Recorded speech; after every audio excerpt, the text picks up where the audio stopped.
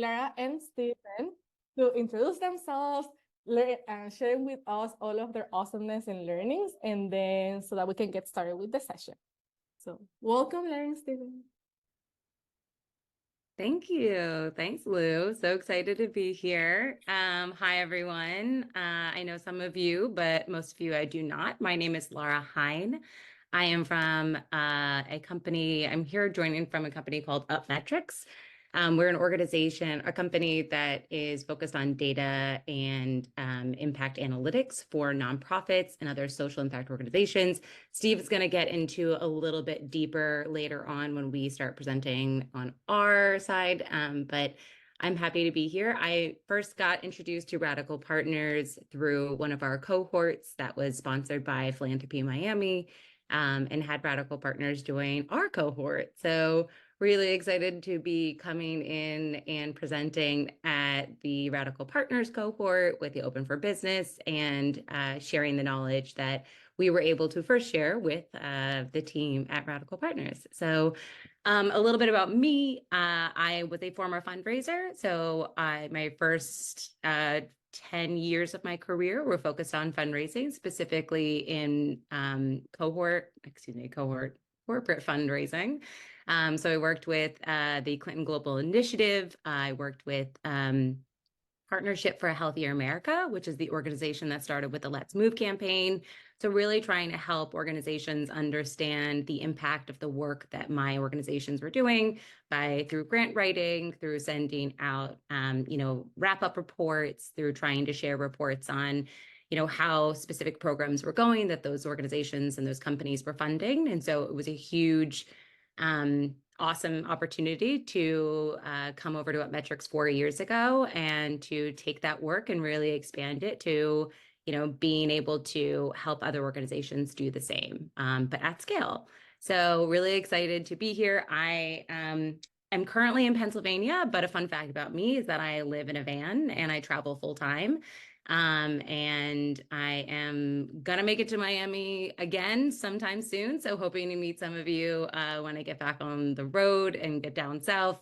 Not in the summer though, I promise. But it's just me and my dog on the road, logging in. So if you see my posts on LinkedIn, it's usually about me just working in a really nice place. So maybe don't add me if you don't want that. Although to be fair, you live in Miami, so it's always a nice place. I'm going to pop it over to Stephen to let him introduce himself. Good morning, folks. Stephen here. I do not live in a van. I live in a house in San Diego with 3 daughters and a wife and a garden. That's kind of like my jam. So I start with that so you know who you're talking with. I'm excited to be up this early this morning sharing this conversation. Lara looped me into it. I'm a former educator that got into the game, the data impact game, because I got burned, right? They took a bunch of money from me and I got upset. And so my career has been kind of rife with education.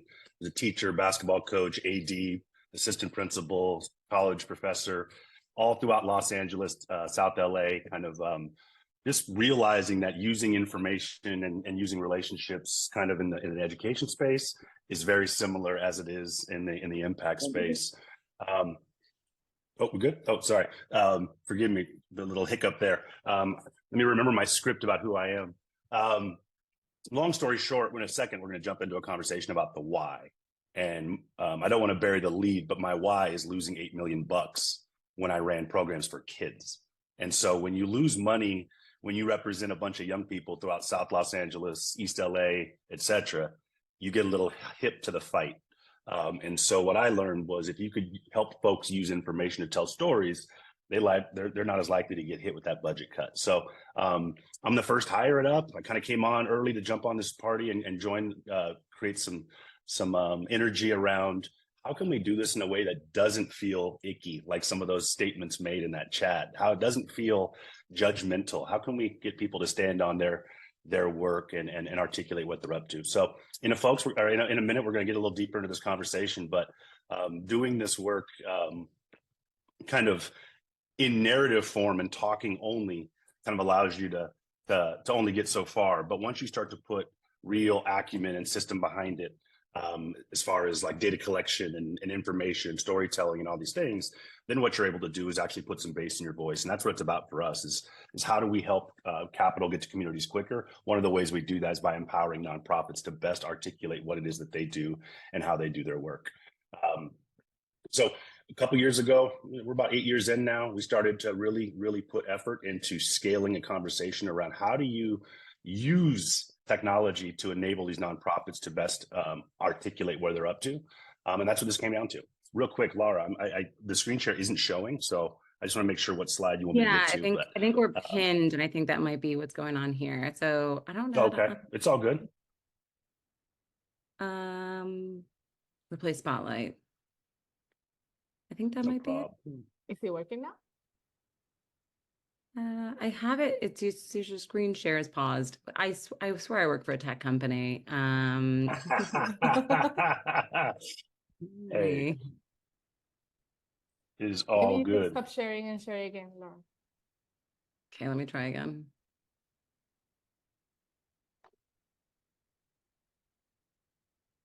Always need grace in the space, folks. It's presenting 101. It's grace in the space. Trust me, when you use that phrase, you get a lot more empathy for everybody in the space. And it's a good practice, whether you're presenting or whether you're taking it in, right? As an educator in the days, there's days when you just like, the tech ain't working, the slides, the reality is you still got to show up and have convos, right? And so that's what it's about today. Regardless if we get these slides back up or not, what I want to continue telling y'all is what UP has been doing in the meantime while we're trying to figure out the technology side is working with kind of the funding side of the conversation and the impact producer side of the conversation and collapsing those conversations in a way that is more humane and information and being able to best articulate what you're up to is the easiest way to get into an equitable conversation with somebody who has a little more power than you, right? The idea of being able to say what it is that you're up to and why you do it allows that conversation with funders and operators, kind of nonprofits and foundations to be anchored in a little bit more relationship.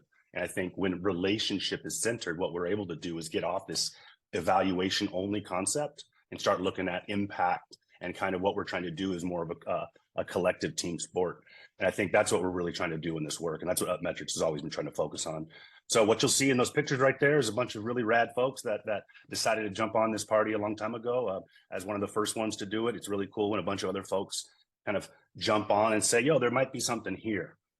It's really easy to fight the fight when you have fuel in your veins to fight, right? But when other people join, their why leans into it as well. But Laura, if you don't mind, next slide, please. So this is not a brag sheet, but more of like yo, we've been doing this, right? We've been around. We're really excited to do it with more folks, but sometimes people need logos to justify where we've been. I look at that more as like what we get the chance to do, right? The opportunity to serve extends to the foundation space, the nonprofit space. And if you approach it as service and you put wind in the sail of these nonprofit organizations and these impact funders, then what happens is you can extrapolate and have a bigger butterfly effect. And to me, that's what this is all about. Next slide, Laura. So like I said, the why, yikes.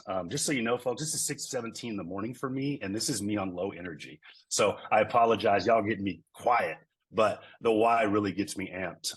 When I say the pain to progress, I talk about that fuels my work. I lost $8 million one day, right? And when I was laying on this is a true story, I was laying on a surgery table waiting for a grant announcement to determine whether we were gonna have the funds to be able to operate these programs across Los Angeles. I'm talking about after school programs. I'm not talking about core school day function. And we lost the money. And so what I learned in that opportunity was the California Department of Education, I say their name, they took our money because we lacked an effective data strategy to articulate the outcomes we aspire to have. I say it like a robot because it's imprinted on me, right? I will never be in that conversation again. Whether I serve on a board, whether I'm on a nonprofit, I will never let us not be prepared to be able to withstand a budget cut. Amplify our work. And so for me, that why is always primal to why I serve organizations and why UpMetrics always shows up to serve organizations. So Simon Sinek goes into why a lot, right? What I want y'all to think about is what is your why? We're gonna get into that in a second, but before we do, we'll stop with the UpMetrics side is if we put wind in sail of impact orgs, then what happens? Like I said, that butterfly effect is exponential. So we don't do the impact service day to day. We enable it with y'all. And so being more collaborative in the work of our team, like Laura and the rest of our client management team, client services team, they're riding along with y'all to do this work. And it's a real joy for us to be able to do that. But at the end of the day, if capital gets to communities quicker, relative to work the nonprofits are able to own, being able to articulate why they're doing things and why they need more investment, then like I said, that butterfly effect can be realized. Next slide, Lara. So this is the fun part. If you all were in my PE class in Watts circa 2001 to 2014, we always would talk about mindset. That's a true story, right? We'd always talk about mindset. Where y'all at? How you showing up? And I think the important part of that is it centers people, right? It gives folks a chance to be reflective in the moment, but also a chance to show out and say what they're thinking. So question for y'all, if anybody will humor me. What is your why for joining this learning session? It could be candid. It could be because someone asked me to. It could be because I'm interested, I'm curious. But I'm interested in what's your why for joining this specific session. Anybody want to jump out either in the chat or off the mic? I would love to hear it, and I'd love to see what you guys say. Hi, Kim from Diaspora Vibe Cultural Arts Incubator in Miami. Let's go, Kim. Let's go. My why is I can never seem to summarize the incredible impact we have on artists of color in our community and internationally. It's very hard to grasp in data because we focus locally and we also work internationally. So I'm hoping this provides some balance, some hints at how I can do this better. I'll tell you this. Anybody ever read Cherie Tang's Brown Book or Measuring Love? On Brown Book, Measuring Love. It's really interesting take that allows you to kind of start synthesizing some of that love as it pertains to impact.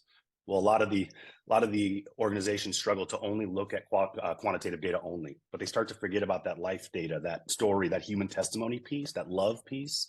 I would highly recommend folks that are struggling a little bit of kind of that how else it can be done. There's some other ways that are totally quote unquote unconventional compared to the way we've been doing it that help illuminate some of that stuff. So pretty cool resource there to check out. Anybody else want to jump out? See somebody else in the chat. Okay, improve how we evaluate, express our impact. Great. To increase funding, support initiative, learn from others. Nothing wrong with that. Build capacity and uplift. Okay. It's funny, a lot of times people say build capacity. When I ask funders, I say, what does that mean? And when I ask nonprofit operators, I'm like, what does that mean? And sometimes those don't match, right? Because you're like, I don't need to build the capacity you want me to build. I got some stuff I want to build, right? So who decides what capacities are being built? Can I change the narrative on that? Knowledge is key, absolutely. And just to improve. I mean, look, at the end of the day, it's about improvement. A lot of times we think about, you don't have to be sick to get better, but we can just get better, right? Like we can improve, we can get tighter a little bit each day. Capacity building, of course, looks like improve things based. Ooh, there we go. Improve and do things with a base instead of empirically. Ooh, okay, this is early. Let's get it. This is nice. Like this is an active chat. You weren't lying. Okay. Oh, affordable housing database. Anybody else want to jump off mic? Anybody else got one they want to jump off or they just want to type? Affordable housing. Okay. All right, I'll give it a couple more seconds in case anybody wants to jump out. The point is you got to have a why. You got to have something that fuels what you're up to, right? If not, you're just doing things. And a lot of times in the nonprofit world, you'll start to realize these industrial complexes manifest quickly, whether we know it or not. We start turning in reports because they ask for reports. We start looking at data because we want to look for data. And if you don't have a why or a destination, you're kind of just wandering. And that's neat if you're an explorer, right? Exploring is cool if you have time to explore, but with these tight budgets, these tight resources, we kind of got to be effective with our time. And so being a little bit more precise, and I think data and information allows us to do that. And I think perfect timing, Laura, when you look at the idea of what is it that you want to be doing and why do you do it? Well, we look at that through the lens of impact management or measurement, excuse me. Management is the last part of that. The idea being, what are you evaluating, right? If you start with evaluation in mind, you kind of are in a little bit of a pickle when it comes to what is it that you're prepared and resourced to be able to do. So if you think about what is it, close your eyes, what does success look like, and then start to backwards manifest into how you're going to get there? Well, you start doing that by plans, theories of change, logic models. At the end of the day, it's all types of impact measurement. How do we get beyond tracking kind of the individual outputs and start to get to some of these outcomes we're aspiring to have? And that's what this is about. If we are better positioned to be able to articulate as nonprofits, well, then that power shifts a little bit and you're able to, for lack of a better word, stand on your little NPO business and be able to articulate with bass in your voice what it is you do and why you do it. That is more likely to help get you people to believe in what you're doing, advocates, folks to jump behind what you're doing, fundraising, et cetera, et cetera. Next slide, Laura. So when it's done right, look, it's all these things. You get some more purpose, you get credibility, proof of value, improvement. Look, at the end of the day, there's a lot of reasons, and it's a little bit based on what you're trying to do. But if you do not understand what it is you're trying to do relative to impact and how you're going to measure it, then you don't really have a chance to do any of these and galvanize any of these. And so what Laura is going to walk us through in a little bit is a little bit more detailed function about how we at UpMetrics support organizations with this conversation, but also just kind of the approach. At the end of the day, it's about the approach. How do you look at information? How do you put systems behind it? How do you best articulate that internally and externally, hopefully for one of these four buckets or not, or potentially more? There might be other things that you care to do. And I think Laura is going to really help us dive into that. So excited to be here. Thanks for bringing me into the conversation, Laura. Appreciate you. And I'll be jumping in on the chat and other ways, but excited to be here, folks.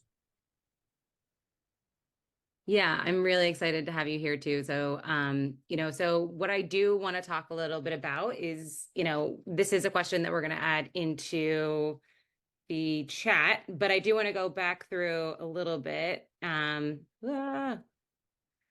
Why is impact measurement so difficult? The responses in our chat earlier, it's scary. It's so much, there's so much to think about. There's so much to do. It's really, really complex sometimes. But I think really what we're going to focus on today is really understanding how do we actually take that complexity out of it? How do we actually understand that data management collection doesn't need to be so difficult, doesn't need to be messy or decentralized?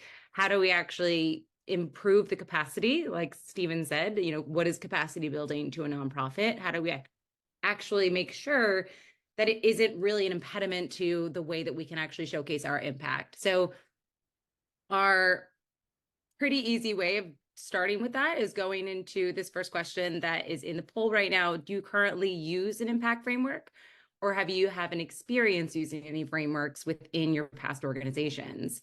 So I can see right now we're looking at about most of you, we're about 50-50 on yes and no, and then not sure, we've got 17%. So it looks like we're pretty even on, whether or not you've been engaged in one. I know that it's a difficult survey question because I'm not actually identifying whether or not this is a reflect and improve for myself. We're not identifying if any of you are using them right now, but it is good to know what your idea is and how you are familiar with any sort of frameworks that do exist on the market. So really excited to see that we're at a range of experience levels. And for some of you, this might be old hat if you've really been around some level of impact measurement in the past.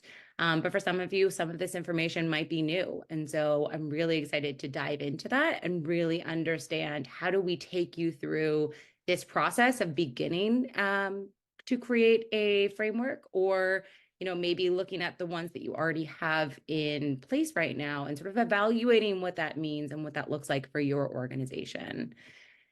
So we're going to take this poll. Share these results so everyone can see the results there. So we had 78% of you participated. Thank you for everyone who did. All right, so let's go on. So there are methodologies that are used in every type of organization. So the ones that I have seen in my past most frequently is theory of change and results-based accountability. There is also a logic model. Has anyone had any experience specifically with a theory of change or any one of these other methodologies? I would just type it in the chat or come off mic. Theory of change, Luisana.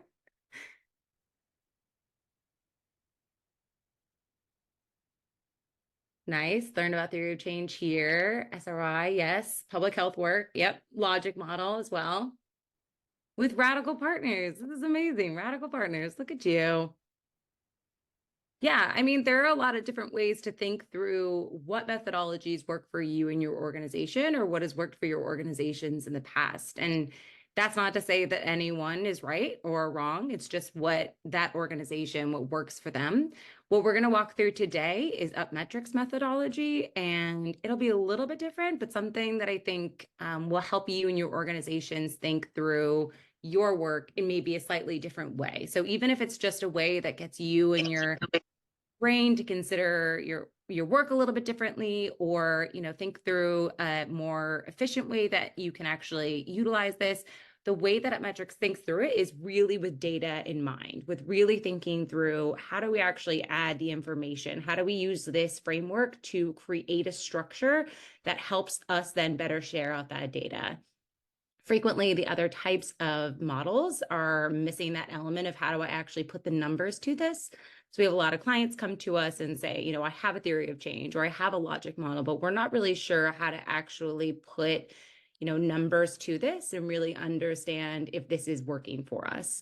So the UpMetrics platform, I'll be able to show you how that actually works, but we'll also share out at the end, and I know this is probably a question you might ask, a really basic form of this framework, but we will be giving you access to actually utilizing the UpMetrics platform for free.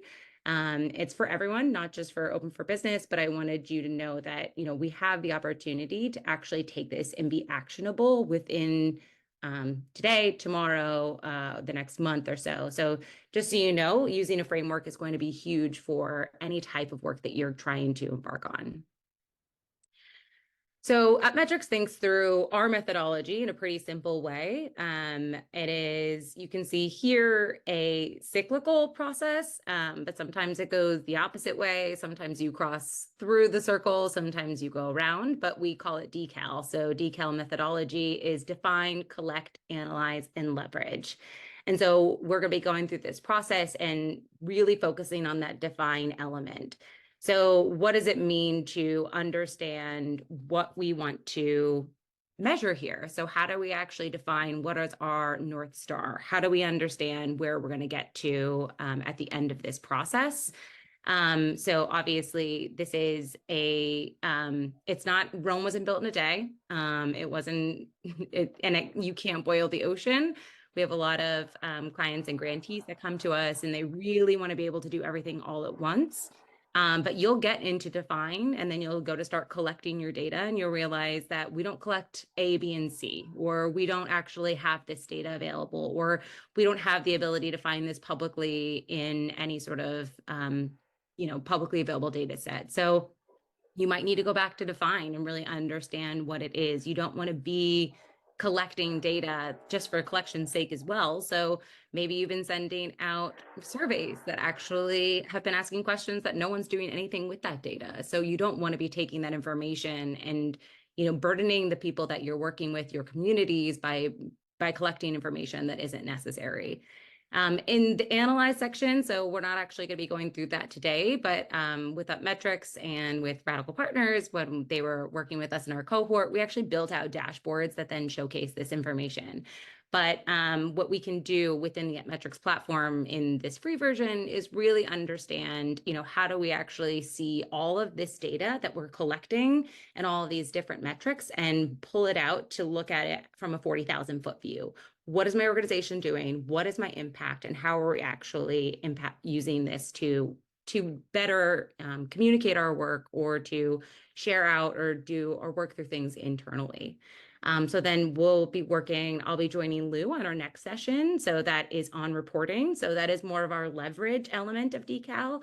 So trying to understand how do we actually take this data and then make it actionable? So are we submitting a report? Are we actually using this to share out with key external stakeholders?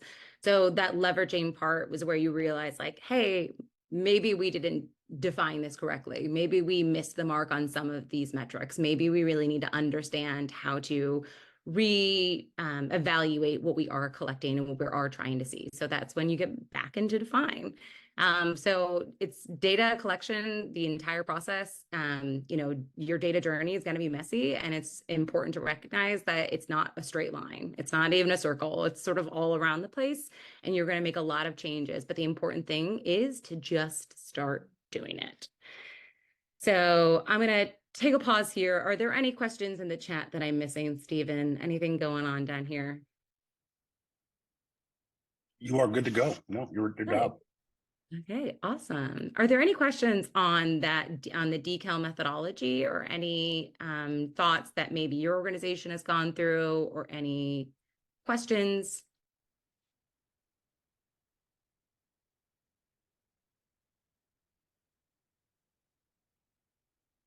All right, I'm moving on. Okay, so I did mention a little bit, I didn't want to bury the lead. We do have this we're going to be going through actually how to build a framework. So walking through each one of these elements, but you'll see here, and Stephen's going to pop in the chat what this impact framework builder can actually look like when you want to go download it. But this is this format that we're going to be going through today. And hopefully you'll be able to glean enough information from this and learn a lot so that you're able to then get into the platform and actually build something out for you. Or if you choose to just use our analog version, Lou will be sending out a PDF version of this impact framework builder. So, but just once again, not to toot our own horn, but this is a free resource that we have open to impact makers across the United States and then some. So I do want to shout out here. So we actually built this platform with other nonprofits. And so ICU Baby from the Miami-Dade area is one of the organizations that helped us really think through how do we make this actionable for organizations? So how do we actually help them understand what is an impact framework? How did they, showed us what made sense, what didn't. And so this wasn't built in a vacuum. So also I'm coming from not the nonprofit space as a fundraiser.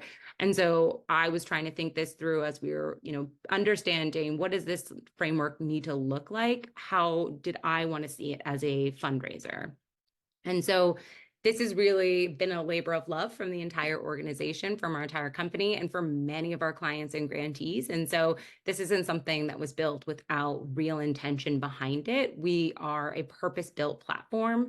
And so we really wanted to make sure that it was built with all of our clients and our grantees' inputs in mind. And so what Stephen's going to do is he's going to pop into the chat where you can find examples of the impact frameworks that were built.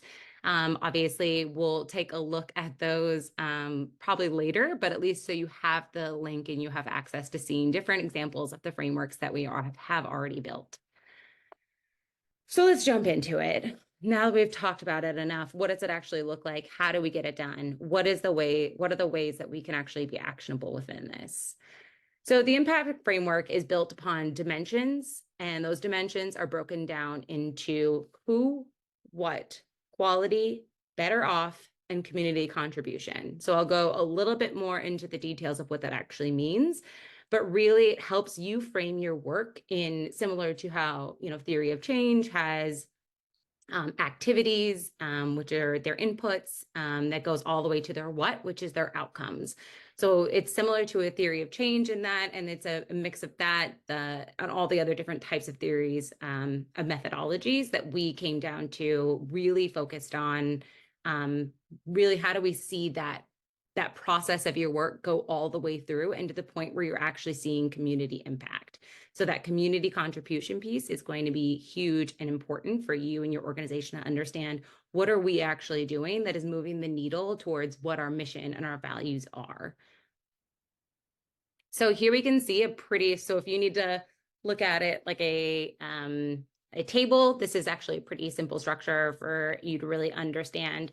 So you have your overall organization's mission, you have your vision, the values that your organization works through, and then the impact themes that you might have.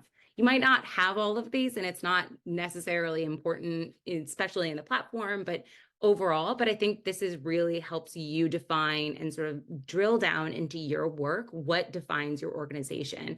And it really helps you get to the point of what is your North Star? What are you actually trying to achieve at the end of the day? You know, like I said earlier, you don't want to be collecting data that you don't need to collect. You don't want to be measuring data that isn't actually taking you to a place that will showcase the impact of your work or actually understand what it is you're doing to get your work done. So within that, we're going to look at these dimensions. So who, what, quality, better off, and community contribution, and what those mean. So this is what the platform looks like. When you get into the platform, you'll see each one of those dimensions set up. And then underneath them, each one of them has an objective. So let's talk about what objectives are.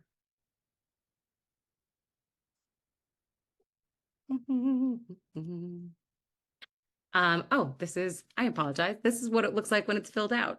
So we have those who, what, quality, better off, and community contribution. So within each one of those dimensions, we have objectives underneath. And then within the objectives, we have key impact indicators.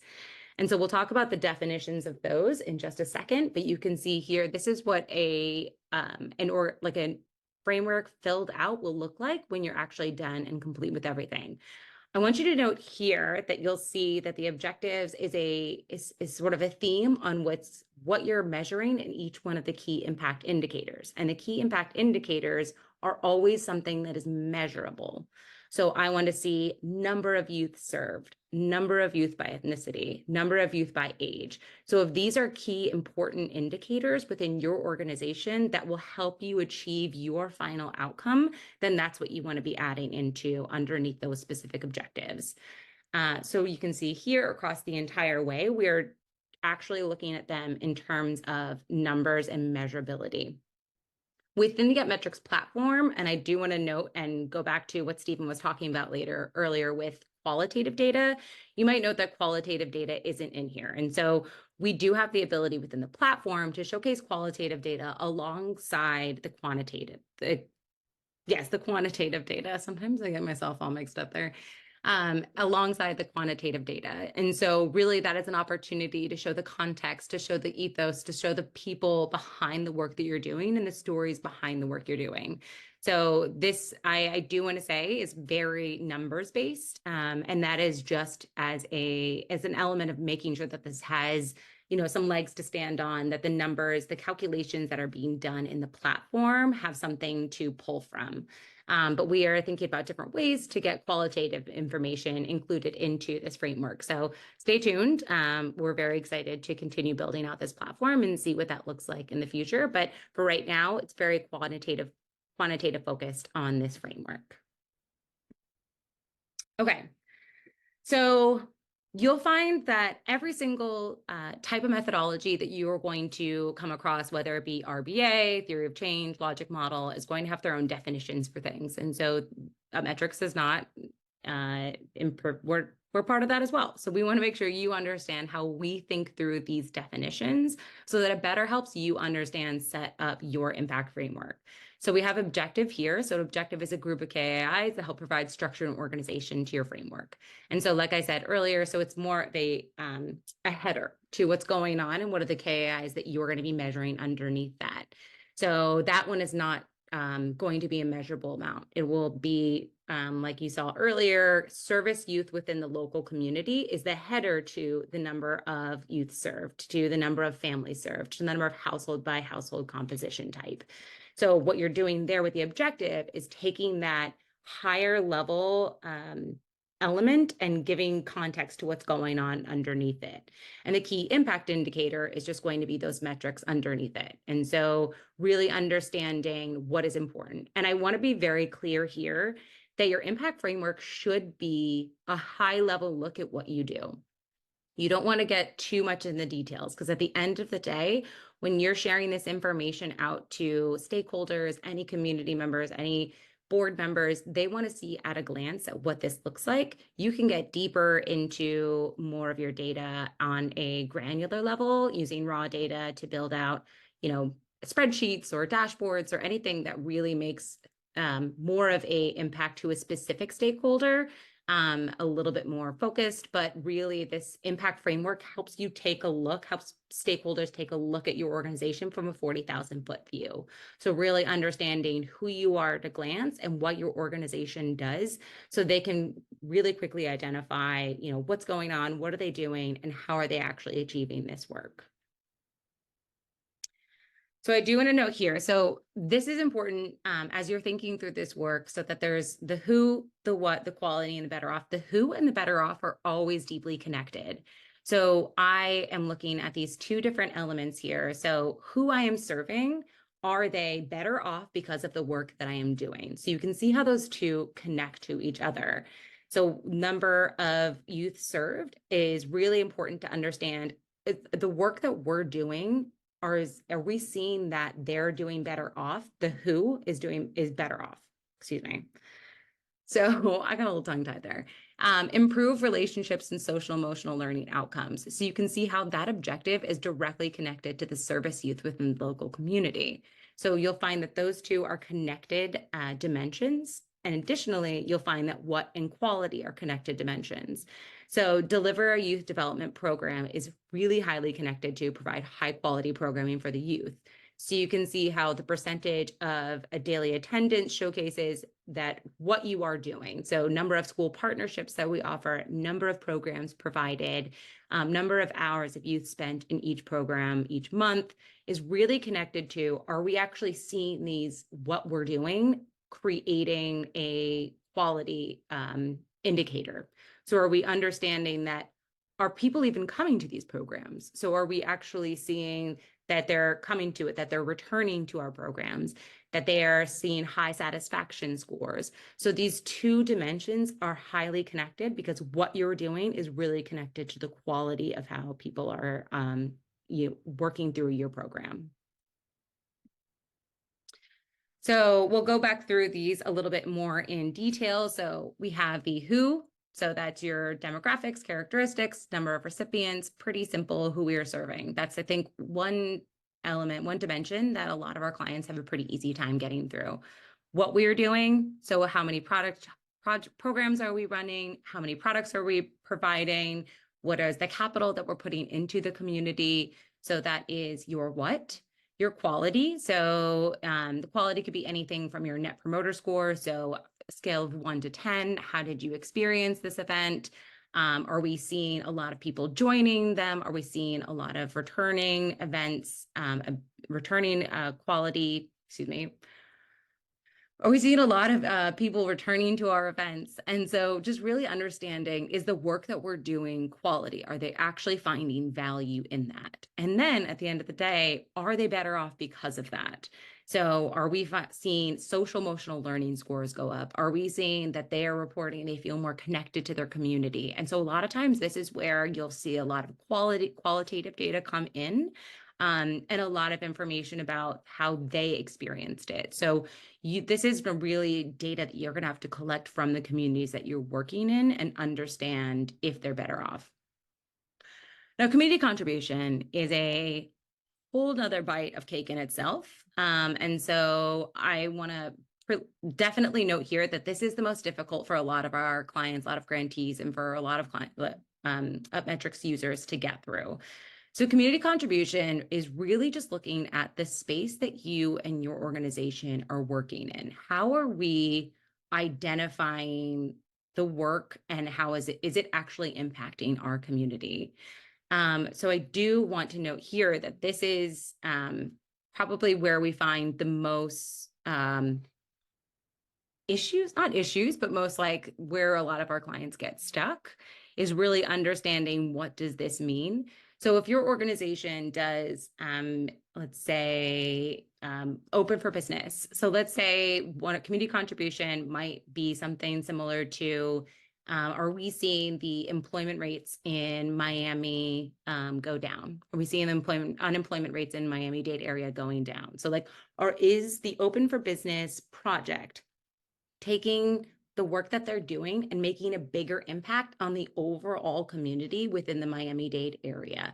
Are we seeing more engagement in, maybe it might be advocacy for specific different reformation or reforming in different like tax dollars, where tax dollars are going. So really, this is like I said, I'm having a little bit of a struggle to come up with them on the fly, but that's because of how complex it is and understanding the work that you're doing. Oh, we got a hand raised. Let's see. Good. Hi. Hi. I actually had a question about this initiative.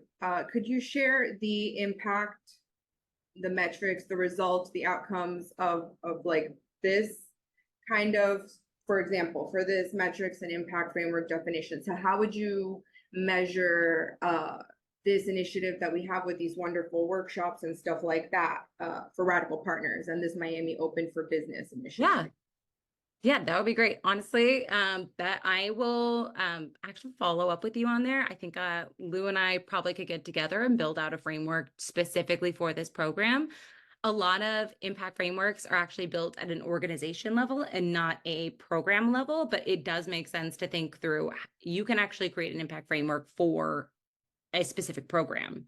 So you can really take this as high level as you want or as low level, but you can say like, okay, so who are we serving here in Miami-Dade? Actually, let's build this out in the platform. How about that? How we get into the platform? Let's All right, go. cool. Let's All go. right. Okay. So we're going to be doing this live. This is honestly what I had planned. So thank you so much for taking me nicely into that. But we can do open for business. So let's add objectives. So Lou, you're probably going to be on the spot a little bit here, but I would say, let's start with an objective name. So like I said, this is the header for the who we're working with. So let's say serve business leaders. I type horribly live. I also type horribly not live. So I just wanted to make that clear to everyone. I'm just a terrible millennial. Serve business leaders in the Miami-Dade area. Okay, so you can choose to add a description if you want to. You don't exactly have to, but we'll go into done. Woo! Wow, we got an objective. All right, so can someone give an example of what you think a KI might be for this objective? A key impact indicator. Number of business owners served or nonprofit leaders served. Okay, so we can do both. So if it's important to our organization to think through the difference between a nonprofit leader that we work with or a business leader that we work with, it is also possible if we want to say, hey, let's just do them at once. So I have some organizations so an organization called Chicago Lights, really awesome organization that focuses on working with the underserved youth and adult population of some Chicago neighborhoods. They actually have broken out. They want to identify the youth that they're serving, and they want to identify the adults that they're working with. They think that those two key impact indicators are important to note for their overall stakeholders to understand the work which they're doing. That might be because A, they have funders who want to understand who are you working with. Oh, I hate those little bubbles. Who are you working with under 18? And then some of them, they want to understand how many adults are you actually working with and what context does that provide to the stakeholders that are looking at this impact framework. So there are a variety of different reasons why you might add both business owners served and nonprofits, because it might be important for some funder or some organization to understand how many nonprofits are you actually serving. Mm-hmm.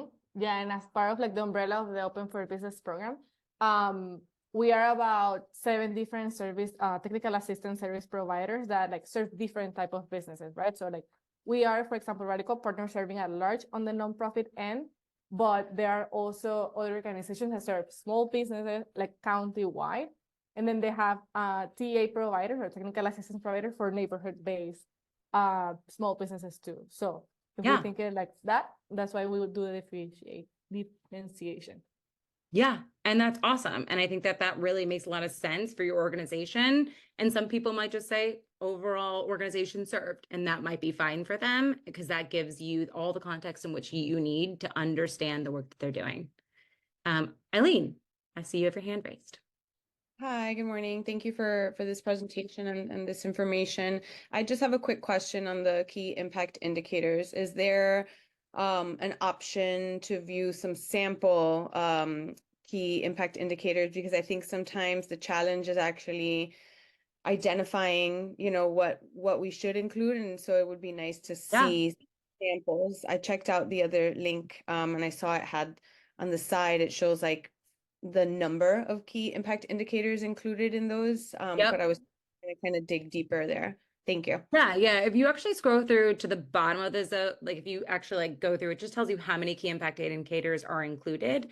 But you actually keep going through those frameworks, which after you finish your framework, you're actually able to see this through the leverage section of the platform. And this, you can print it out similar to how ICU Baby has that entire PDF document. But there are ways to think through the different KAIs that do exist. So IRIS Plus is one of the major key impact indicator libraries that do exist. So we can share that information out. The UpMetrics platform is currently working on getting those libraries included into the platform so that it's actually much simpler for you and your organization to build those out. The thing to note is that a lot of times it's really complex and there's a lot of different elements that you could add into this. But I do want to note that like the most important thing to say is that like too many key impact indicators can really muddy the waters, and you really focus on a measurable amount. So number of business owners served is something that we can pretty easily understand and count and look at from a raw data sheet. So something that really has that measurability is what we really want to focus on. I also want to say here, and I don't think I mentioned this in my notes, but objectives and key impact indicators should be limited. So we're not looking at something that has 50 for each, but really you want to try and limit yourself to 1 to 3 objectives and 2 to 5 KAIs per objective. So even that might be a bit much, but really I understand that like as you're going through this process, it's going to be difficult to cull that down in a way that's really it's going to be difficult, but really you don't want to make this too much to read and understand. You can create, like I said, a impact framework for each one of your programs. Like you can get that detailed if you want and have those internally living, or if you're submitting for a grant, sharing out an impact framework for what that grant funding might be used for, or how you're actually going to be, working through this program in a way that focuses and centers data, I think will really be impressive to a grant, a funder or another type of organization that really understands data and your focus on it. But that's a great question. Thank you. Okay. Should we pop over to what? Okay. What are we doing here? So what is our objective? So our objective here would be to provide, I don't want to take these words out of your mouth, Lou. If you want to actually go through this and I can guide you if you want, or if you don't want to be put on the spot, I can continue to do the heavy lifting. Both, we can do it together. So, you go, learn. I was going to say provide programming and mentorship to leaders. Yep. And then this is where we would add a KI that would say number of one-on-one mentorship hours offered. Another KII could be number of virtual sessions offered.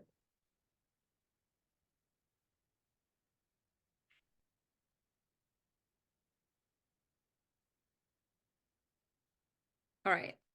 So you can see what we're doing here is the number of one-on-one mentorship hours offered is something that is measurable to the Radical Partners team. So we can look on, the number of Calendly events and the number of hours that we are offering to each one of our business leaders. So it's 45 minutes per session. There's, 10 mentors that are available per month. So being able to do that math and add that information here. So, but this is where what and quality are connected. So remember how I said those two were connected to each other? This is where we want to identify, are we actually seeing those hours being utilized?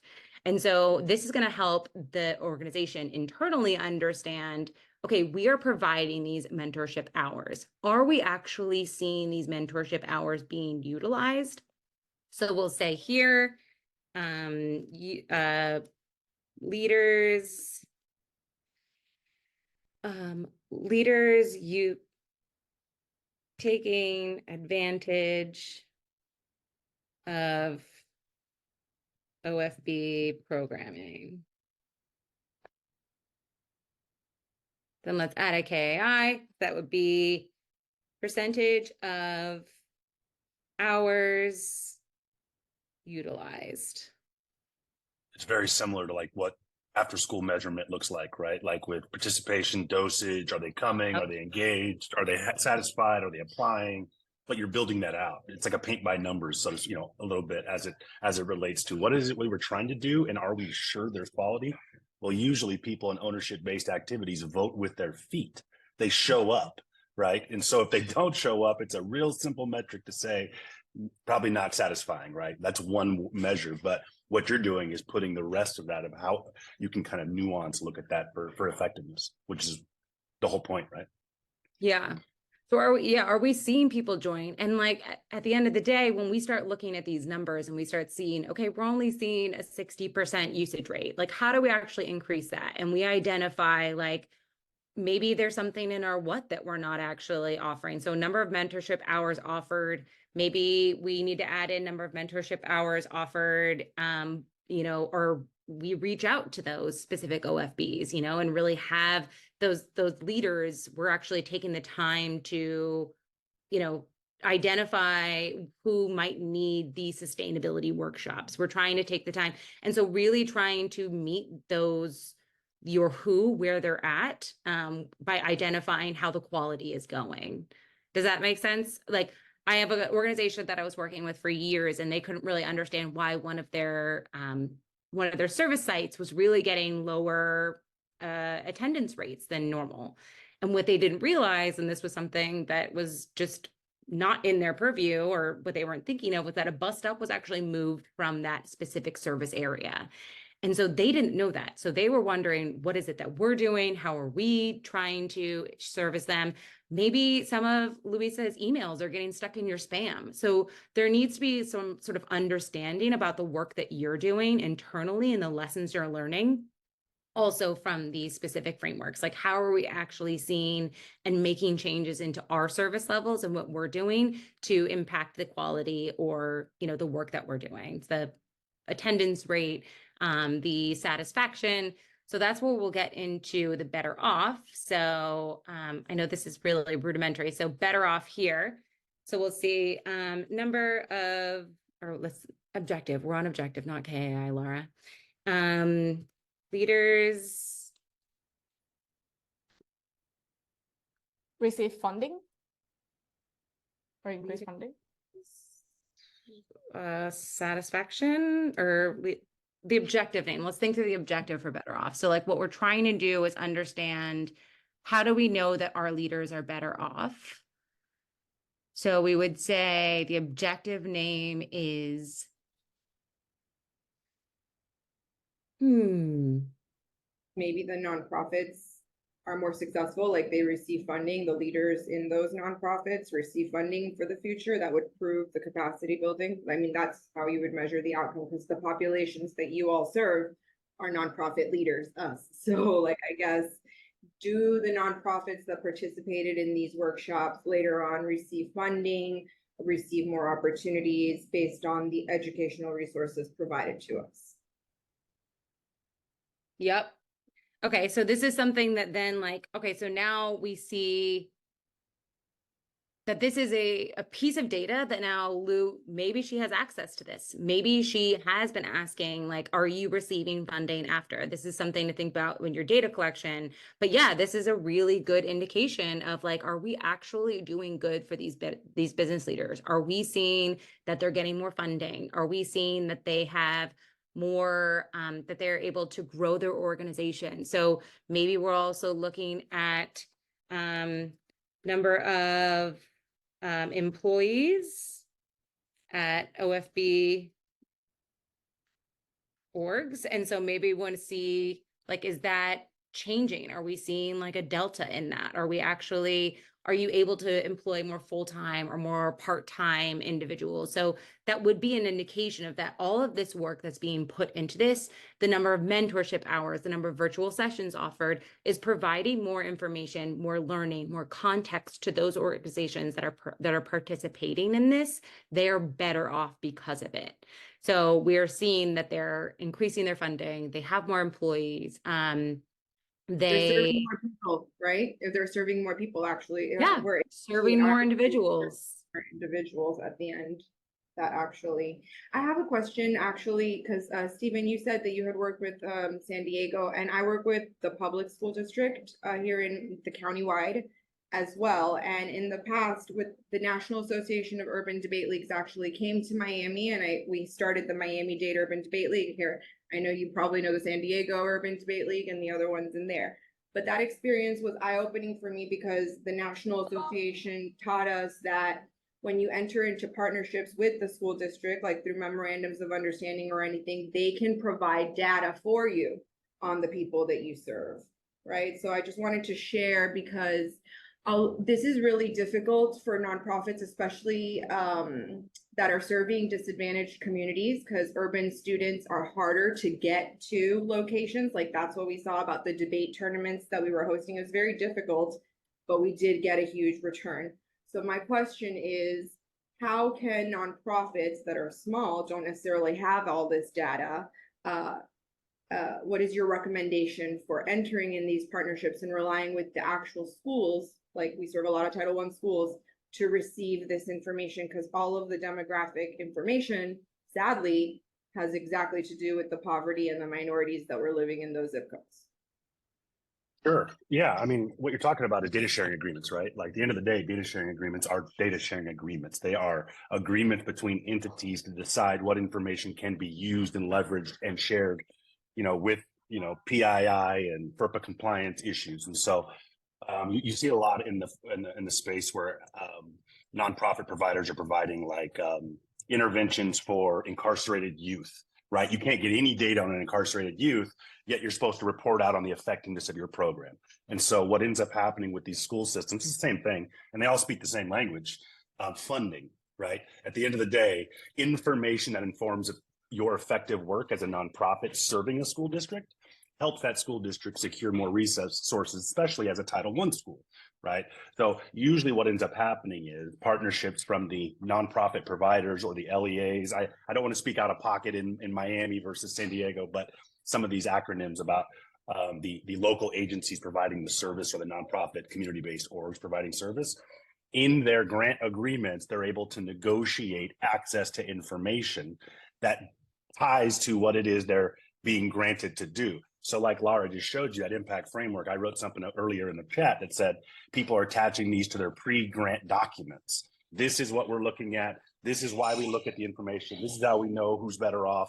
That then gives credence and justification for you to then ask for, this is why I need access to such and such data. How do we get this? Because if the partner, the entity, the school district, or the debate league, or whoever it is that you're doing the partnership with, doesn't have access to that data either, and you sign on to a grant or a partnership where you're going to deliver returns or a growth on a certain KPI or data point that you can't get access to, you've now got yourself in a quagmire situation. And what ends up happening is you can't provide the information and you drift something else. And so standing up front with, this is why we're doing this, maps back to, this is why we need access, and whether you provide it or not. If you don't provide access, then we will look at that same level of information this way, because that's what we have access to, because that's the hard part, right? Nonprofits tend to take in grants and funding because they need grants and funding to keep the lights on. And then they don't always read, not because of malice, but because of urgency or salvation. They're trying to survive. They don't always realize, like, wait, I'm supposed to report out 7 times what KPI? I can't even get that data. So it's best to understand on the front end what you need, and then be able to highlight in yellow what you don't have access to, right? Because then you could say, yo, we can get into this, but you have the access. We don't. How can we do an MOU or a data sharing agreement on that? But it's best if articulated on the front end what are we trying to do. And forgive me, it is school time in my house. So you might hear 3 children running around. I apologize. In Miami, it's one-off, so it's you deal with the individual school and the school district. You have to get into a memorandum of understanding directly because it's very protected, the students as well. So I guess my suggestion for others that I learned from the Chicago League that really opened my eyes is that when you get into a partnership with them, everything, the funding that we collect is to make it free for these students. And usually the principal and the school district are willing to get into a partnership agreement, especially if at the end of the year they're reporting the grades went up for these students, the civic engagement has gone up, or we've seen these many students come to these events, like you're saying. So thank you so much for this. It's been very helpful. I appreciate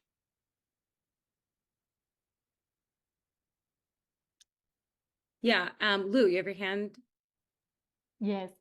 Another thing or another way how you can get like this baseline data or information is like public available information, right? So like either census data, like data from like reports of like community foundations, even like newsletters, right? So some of these like evidence, as we call it, right, like can give you like that base line information of like this percentage of like kids in this neighborhood in Miami are like having like lower attendance rate at schools, right? So like you can get that baseline data or baseline like indicator, and then like from that one, you can build one for your organization or like the program that you want to provide specifically regarding that specific issue. So there's also like public available information on reports, census, again, and like community foundations, and even universities too. They offer a lot of that data. Yeah. That's a really good point. And even if you don't have the information that you're collecting or you don't have access to that, there are definitely ways to get creative around thinking, like, what is the data that I can get access to? How do I think through the information? Am I able to use publicly available data in terms of census data? Can I use, what is that? Stephen just sent something over for California, but there's definitely different resources that you can use for publicly available data. So I know NCEA for a lot of the education, so National Council for Education, is that it? Association. NCEA is definitely the data source that I've used with a few of my organizations. But we'll be able to share that. I'll share that out a little bit later. Hopefully I'll be able to find access to that. But it really is about understanding what you can get access to, or really understanding if I can't get this data directly from those sources, how do I find it? So I know one of my organizations is that I work with is the California Builders Association. And so what they do is they really wanted to understand, they work with a lot of VOTech schools, so vocational technical schools, and they want to understand where should they be focusing their next school recruitment.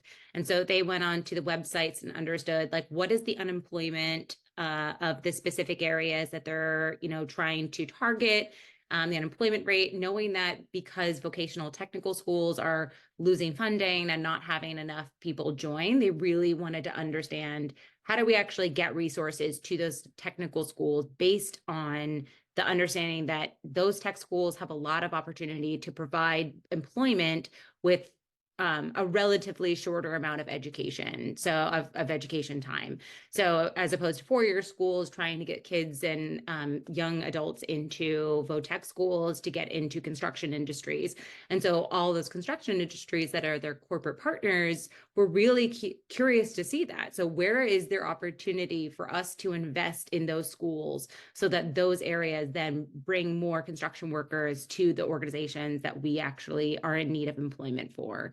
And so that was how they went about that. And then they checked on the different schools, how they had the school websites were able to showcase different levels of the number of students that go to their school. So you can scrape this information off a lot of websites, or even just send requests out. So I know that that can take time, and that really time is a precious resource for a lot of your small organizations. But really at the end of the day, like having this information to share with funders, to share with stakeholders, to share with your board really garners, like we said, more support and focus on the work that you're doing. So I know we have 10 minutes left, so I'm actually supposed to hand it back over to Luisana. So I will do that. I know that we didn't get to community contribution, but I will mention that, you're able to email Stephen and I. So we are happy to have any conversation about what it looks like to actually start building this out.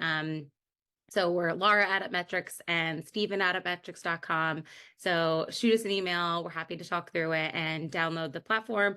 If you have any other questions of how to maybe think through adding your theory of change into this format, we're actually trying to build that into the platform as well. So trying to accommodate more methodologies is on our roadmap. As a very small startup company, we're trying to make sure that we are open and trying to make sure that everyone has as much access to the platform as possible. So thank you, everyone. Thank you, Lara. And I was just sharing on the chat that we can finish the framework so that we can see the better off, so we can build it all together. So we can finish it. Nice. Okay, great. So let's work through this final community contribution. So like I said, this is the most difficult one. And so this, I had sort of mentioned earlier, I think an objective for this might be engage in, play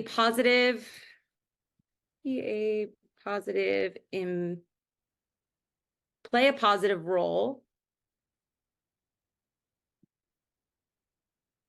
in community employment or community growth.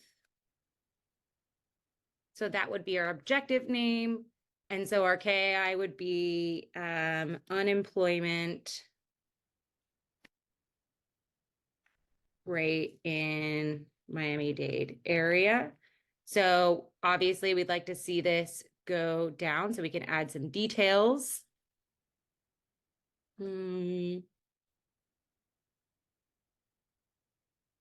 Isn't the nonprofit sector extremely small percentage of employment? And so wouldn't that be a difficult, isn't that like a really high standard to say to base that on?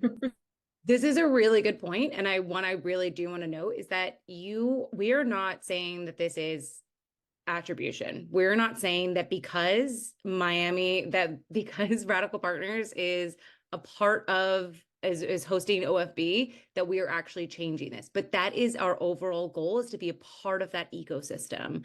So if we are if we are all as organizations lifting each other up to get to the point of reduction in unemployment rate, that is the whole purpose of what we're doing.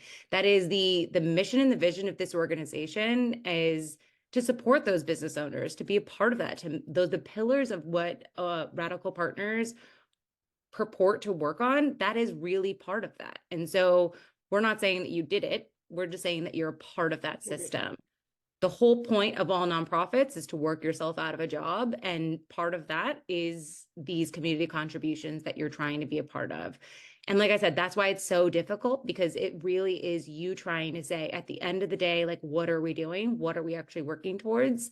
And that is creating a better community. That is creating a community that is more self-sustaining, that has, good connections. So there's a lot of different elements that you can add in here, but we're not saying that you did it. You're a part of it. And this will go back to what Stephen's whole role is, and I will let him speak to this, but his whole role is to focus on, like, how do we actually take these communities and help them work together to actually create something, to actually make changes.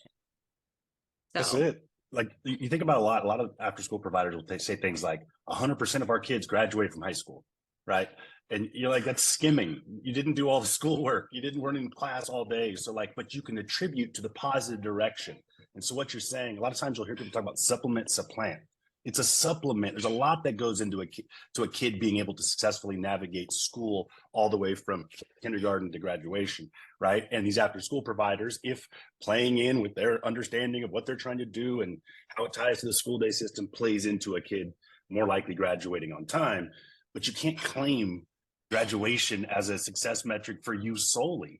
And so it's directional, right? And positive attribution to the community.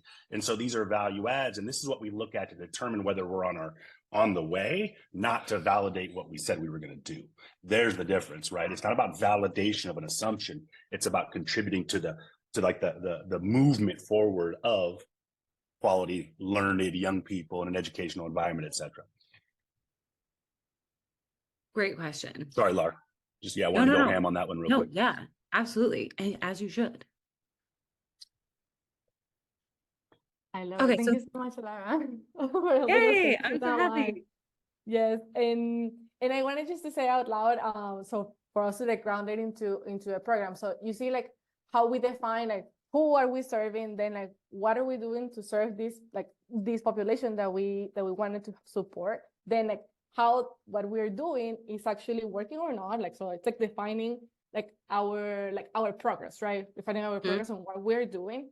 Therefore, we can see the impact within the organization itself that can contribute at large to that bigger impact or like that bigger problem that we're trying to solve as an organization. So I love like how we'll be able to see it and how one is connected to another. So thank you so much, Lara and Stephen, for sharing your awesomeness today. Oh, I'm gonna share my screen again. Give me 1 second. So with that, team, that's a wrap. So I want for us to do a round of applause again for Stephen and Lara for sharing everything today. Thank you so much. It was like super helpful. And I also wanted to say that we know this is a lot of information and we know that it could be like complicated, like trying to put everything together into one box to another. So just to remind you that you have one Lara as a coach that you can take support on her to help you do the frameworks, but also you have office hours with the Radical Partners team who can help you as well working on this framework.